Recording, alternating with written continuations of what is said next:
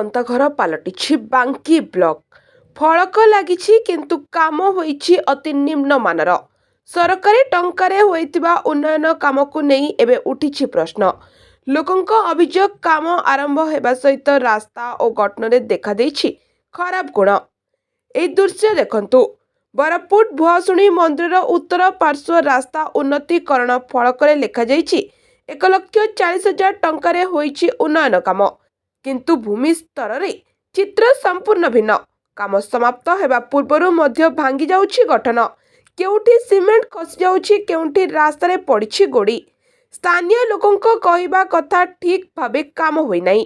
ନିମ୍ନମାନର ସାମଗ୍ରୀ ବ୍ୟବହାର ହେବାରୁ ଏହି ପରିସ୍ଥିତି ଦେଖାଦେଇଛି।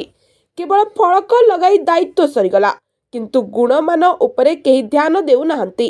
ସାମ୍ବାଦିକ ମୃତ୍ୟୁଞ୍ଜୟ ପ୍ରଧାନ ପହଞ୍ଚି ଯେତେବେଳେ ଫୋନ୍ କରିଥିଲେ, କନିଷ୍ଠ ଯନ୍ତ୍ରୀ କହିଥିଲେ ପିଲାମାନେ ଅଛନ୍ତି, କିନ୍ତୁ ସେମାନେ ବିଜେପିର କୁଜନେତାମାନେ ଥିଲେ। ବିନା ଯନ୍ତ୍ରୀଙ୍କ ଉପସ୍ଥିତିରେ କାର୍ଯ୍ୟ ହେବା ଏହା କେତେ ଦୂର ଠିକ୍, ତାହା ସ୍ଥାନୀୟ ବାସିନ୍ଦାମାନେ ଦାବି କରୁଛନ୍ତି। ଏହି କାମର ତଦନ୍ତ କରାଯାଉ ଓ ଦୋଷୀଙ୍କ ବିରୁଦ୍ଧରେ କଡ଼ା କାର୍ଯ୍ୟାନୁଷ୍ଠାନ ନିଆଯାଉ। ସରକାରୀ ଟଙ୍କାରେ ହେଉଥିବା ଉନ୍ନୟନ କାମ ଯଦି ଏଭଳି ନିମ୍ନମାନର ହୋଇଥାଏ, ତେବେ ପ୍ରଶ୍ନ ଉଠୁଛି ଦାୟୀ କିଏ? ଏବେ ଦେଖିବାକୁ ବାକି ରହିଲା ପ୍ରଶାସନ ଏହାର କେବେ ନେବ କାର୍ଯ୍ୟାନୁଷ୍ଠାନ। Bureau report, Brahmakela news.